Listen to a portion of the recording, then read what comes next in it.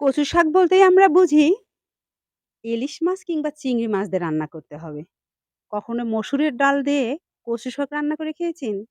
যদি না খেয়ে থাকেন তাহলে জীবনে চরম মিস করেছেন। আসসালামু আলাইকুম ভিউয়ার্স, কেমন আছেন সবাই? চলেন দেখে আসি আমি মসুর ডাল দিয়ে কিভাবে কচু শাক রান্না করেছি। কচু শাক রান্না করার জন্য প্রথমে কচু শাকগুলো কেটে ধুয়ে নিয়েছি। এবারে দিয়ে দিচ্ছি কাঁচামরিচ।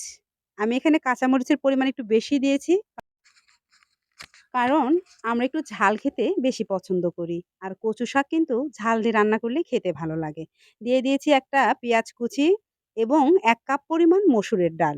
দিয়ে দিয়েছি আদা এবং পেঁয়াজ বাটা, হলুদ এবং স্বাদমতো লবণ।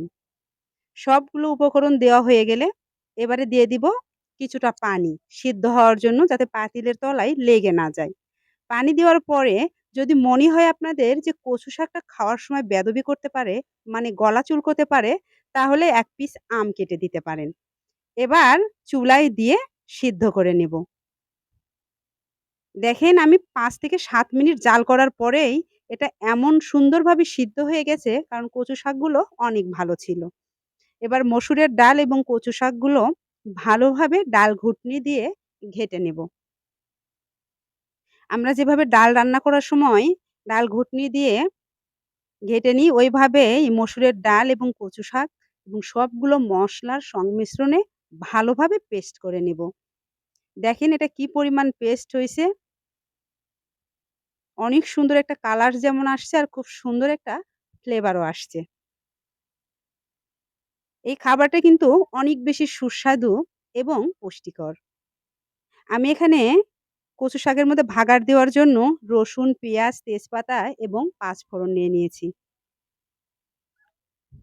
কচু শাকগুলো যখন ভালোভাবে বলক উঠে যাবে, এই যে দেখেন এভাবে যখন বলক উঠে যাবে, তারপরে জম্বেশ একটা ভাগার দিয়ে নিলেই চলবে। কচু শাক রান্না কিন্তু ভাগারেই অনেক বেশি মজা। ডাল রান্নাও যেমন ভাগারে মজা লাগে বা ফোড়নে মজা লাগে, কচু শাকও সেরকম ভাগারেই খুব বেশি ভালো লাগে। দিয়ে দিয়েছি তেল। আমি কিন্তু তেলের পরিমাণটা এখন একটু বাড়িয়ে দিয়েছি, কারণ ১ম এ কিন্তু আমি তেল দেই নাই।